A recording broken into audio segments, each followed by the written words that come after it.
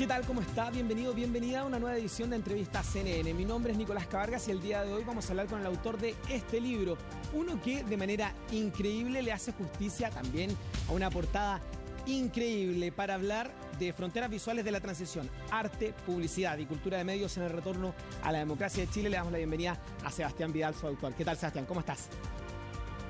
Hola, ¿qué tal? ¿Cómo estás? Estamos muy bien, muy contentos de tenerte en esta edición de Entrevistas CNN para hablar de este libro que es todo un desafío, ¿no? Lo decíamos, estar a la altura de esta hermosa portada y se logra absolutamente. Cuéntanos un poco acerca de este inmenso trabajo. Mira, te cuento, Nicolás. Este trabajo surge de una investigación doctoral que realicé el año 2015 en la Universidad de Texas en Austin y que fue creciendo con el tiempo, se fue nutriendo de nuevas publicaciones e investigaciones, y específicamente en relación a el arte en vínculos con la publicidad y la cultura de medios, que era algo que me interesaba, específicamente en un momento que es bastante interesante dentro de nuestra historia, que es el periodo llamado la transición a la democracia. Eh, Varias investigaciones se han realizado en torno al arte de la dictadura y para mí era importante indagar un poco más sobre qué se estaba realizando en los años posteriores y específicamente en la transición, en este encuentro con elementos que parecen un poco antagónicos, ¿no? Por un lado, la publicidad no es muy cercana al arte y por otro lado también la cultura de medios está vinculada a la comunicación y a otras manifestaciones culturales que no necesariamente están dentro del ámbito del arte académico. Entonces quería un poco sacudir ese el lugar tan disciplinar y generar un punto de encuentro entre lugares que no parecen ser tan vinculantes. Y bueno, a partir de la investigación encontré muchos vínculos en ello. Hablemos de eso, y es que para quienes no somos parte de la familia del arte en nuestro país, evidentemente suenan como familias distintas, ¿no? La de la publicidad, la de la cultura de medios y la del arte. Pero en este texto tú logras reflejar que, más allá de poder ser lugares distintos, tenía protagonistas que dividían su tiempo, ¿no? En ese periodo de la transición para poder tener un pie en cada uno de estos lugares, ¿no? En efecto, en años complejos como la dictadura era una necesidad por parte de los realizadores artísticos tratar de encontrar algún punto de conexión que les permitiera sobrevivir. Y la televisión, la publicidad fueron espacios que le permitieron a muchos artistas comenzar a desarrollar obras que eran bastante experimentales, debido a que los artistas probablemente no tenían en ese momento recursos necesarios para poder financiar sus proyectos principalmente con cámaras, editores que son bastante caros. Entonces, las agencias de publicidad y los canales de televisión sirvieron para que estos artistas pudieran realizar sus proyectos vanguardistas. Lo interesante de esto además es que en ese encuentro se permitió un desarrollo de piezas de videoarte altamente experimentales, que son bastante interesantes y que dieron pauta también a un fenómeno de la cultura medial chilena como es la campaña del no, por ejemplo. Tal cual, precisamente este texto lo bueno que tiene, para quienes, lo reitero, no somos cercanos a la historia del arte en nuestro país, tiene una implementación de capítulos que ayuda a ir siguiendo el camino, nos tomas de la mano a nosotros los lectores y nos vas acompañando en ese camino para que quede absolutamente bien entendido. Y uno de esos capítulos es precisamente el de la franja del no. Cuéntanos un poco acerca de esta histórica franja, todos podemos tararear la canción, recorrer los espacios donde se grabó, incluso dentro de la capital, ya es prácticamente lugares comunes, ¿no? Que de hecho luego con el tiempo se han recreado. Cuéntanos un poco acerca de cómo esta campaña, que históricamente se vincula siempre al mundo de la publicidad, se habla como un fenómeno publicitario, tenía mucho de trabajo de artistas detrás. En efecto, esa fue una de las grandes motivaciones que me llevó a trabajar con la Franja del No, porque al investigar en la lista de directores y de agentes que trabajaron, muchos de ellos eran videoartistas experimentales en su tiempo libre, ¿no? Muchos de ellos trabajaban como publicistas, como agentes de intermediarios de comunicaciones, ¿no? Expertos en agencias de comunicación, que participaban de un evento, por ejemplo, anual, que era el Festival Franco-Chileno, que era una especie de lugar en el cual los videoartistas se reunían anualmente a mostrar trabajos muy experimentales. Y realizando un análisis formal entre las piezas de videoarte y los fragmentos de algunas de las piezas de la campaña del No, nos dábamos cuenta de que en efecto hubo muchos recursos que se habían experimentado primero en el videoarte y que posteriormente se implementaron en la campaña del No. Entonces, claro, esta figura, no sé si recuerdas esa película de Gael García Bernal, ¿no? De la película del No, de Pablo Larraín, que aparecen exclusivamente como publicistas. Ellos en realidad, gran parte, no todos, pero gran parte de ellos eran videoartistas a la par.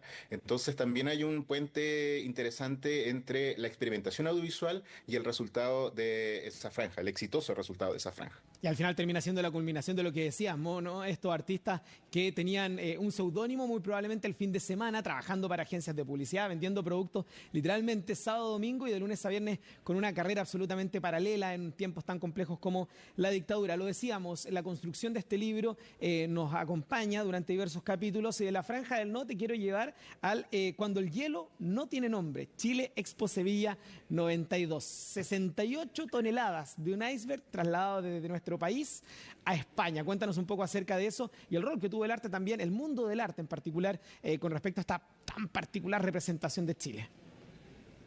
Claro, es un caso bastante icónico dentro de la cultura medial, ¿no? De nuestro país. Fue la primera vez que Chile se presentaba frente al mundo en democracia y claro, fue un proyecto que lo toma una agencia que se llama Crisis y que comienza a buscar alternativas de cómo representar a Chile, ¿no? Y llegaron a esta fórmula del iceberg, de estas 68 toneladas, que es toda una épica, ¿no? Tener que ir a buscarlo a la Antártica. Hoy en día estaría totalmente cancelado el proyecto por una cosa ecológica, desde claro. luego.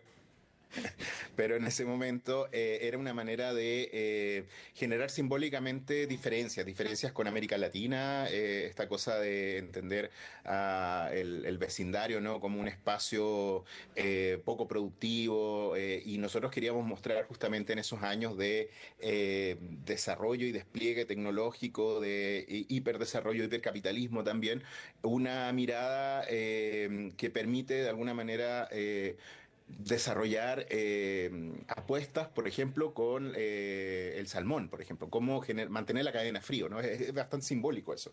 Entonces, claro, hilando dentro de esto te vas dando cuenta que muchos de esos agentes también habían participado en la campaña del No.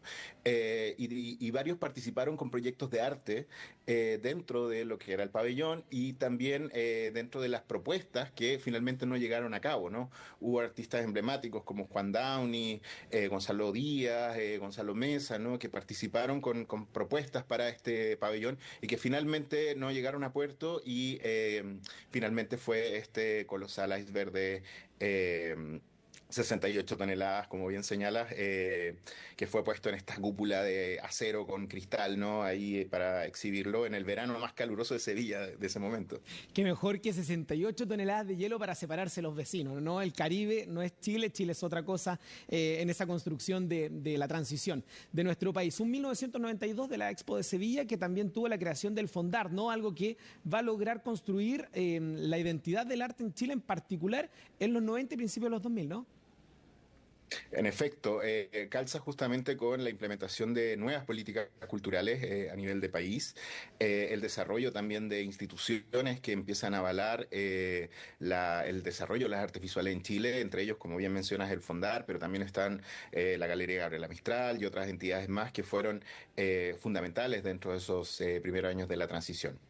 Sebastián, en la portada está la representación, ¿no? De El Beso, la obra de Juan Dávila. Te quería preguntar, evidentemente, si tuviéramos más tiempo acerca en profundidad de la Escuela de Santiago, pero para no perder la oportunidad de este diálogo en entrevista a CNN, preguntarte en qué estás trabajando, qué es lo que viene en tu investigación. Lo decías, este es un proyecto bastante largo, el archivo público y privado al que accedes es bastante llamativo y en particular, si tienes algo vinculado con lo que señalábamos, el poder brindarle a quienes no somos cercanos al mundo del arte un paseo de la mano, ¿no? Guiarlo en ese camino y que no sea una obra solamente para quienes conocen tanto como tú la historia del arte en nuestro país. Sí, en efecto. Bueno, yo actualmente trabajo como director del Magíster de Estudios de la Imagen de la Universidad Alberto Hurtado. Es un programa interdisciplinario que justamente permite la confluencia de diversas disciplinas como la fotografía, la arquitectura, el diseño, las artes visuales, la música también, y cómo desde diversas perspectivas tratamos de enfocarnos en la imagen, independiente que sea un elemento artístico o que sea un elemento medial o publicitario. Nos interesa la imagen como problema, ¿no? Y en ese sentido creo que las investigaciones que hemos ido desarrollando al interior de nuestro magíster permiten también que el gran público, ¿no? Que no necesariamente está familiarizado con las especialidades de cada una de estas disciplinas, pueda encontrarse, ¿no? Pueda encontrar un espacio de confluencia crítica que permite acceder de mejor manera a estos temas, ¿no? Que generalmente son muy interesantes, pero nadie es muy experto en un área. Entonces, finalmente, cuando logramos encontrar confluencia en nuestros diálogos, es mucho más nutritivo para el conocimiento. Absolutamente, entonces también estar atentos al catálogo de las ediciones de la Universidad Alberto Hurtado. Sebastián Vidal Valenzuela, Fronteras Visuales de la Transición, Arte, Publicidad y Cultura de Medios en el Retorno a la Democracia en Chile. Un librazo, entonces la recomendación está más que hecha, sin miedo, afrontarlo, no tener miedo por la portada, por el tema. Para quienes disfrutaron, sobre todo en particular, crecieron en la década de los 90, ayuda mucho a entender cómo se construía el arte en nuestro país. Sebastián, que esté muy bien. Muchas gracias por este diálogo con Entrevistas CNN. Muchas gracias a ti, Nicolás. Que esté muy bien. Adiós. Y con esa despedida nos despedimos también de usted y de este libro. Uno que, lo decíamos, en su contenido logra estar a la altura de esta grandísima portada. Que esté muy bien. Nos vemos. Chao, chao.